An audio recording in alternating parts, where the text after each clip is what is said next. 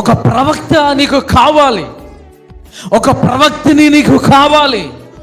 నిన్ను నడిపించుటకు ఒక నాయకత్వము కావాలి, న్యాయాధిపతులు కావాలి. బేతేలు ప్రవక్తల శిష్యులు అనగా అక్కడ సమూహం ఉందంటే అక్కడ ఫెలోషిప్ ఉంది. లోకపు మనుషుల యొద్ద దొరకని సహవాసం దేవుని ప్రజల మధ్య ఆ సహవాసం దొరుకుతూ ఉంటుంది. అందుకనే యోబు భక్తుడు అంటాడు, నాతో నీవు సహవాసం చేసిన ఎడల, ఆయనతో నీవు సహవాసము చేసిన ఎడల నీకు సమాధానము, నీకు మేలును కలుగును.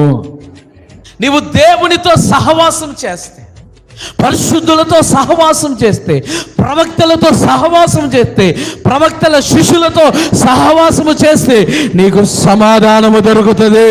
బేతేలు యొక్క అనుభవం ఏంటంటే సహవాసము.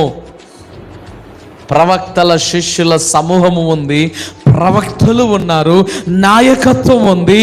ఇదిగో నీ కొరకు, నీ క్షేమాభివృద్ధి కొరకు ప్రవచించే ప్రవక్తలు ఉంటారు. నీ క్షేమాభివృద్ధి కొరకు, నీ కుటుంబ క్షేమాభివృద్ధి కొరకు, నీ పిల్లల క్షేమాభివృద్ధి కొరకు ప్రవచించు ప్రవక్తలు ఉండు స్థలమే బేతేలు. ఆ బేతేలులో సహవాసం ఉంది. ఆ సహవాసమునకు నీవు రాగలిగితే నీకు సమాధానము అనుగ్రహించబడుతుంది, నీకు మేలు దొరుకుతూ ఉంటుంది, ఆయన కృప దొరుకుతూ ఉంటుంది, ఆయన దీవెన కలుగుతూ ఉంటుంది.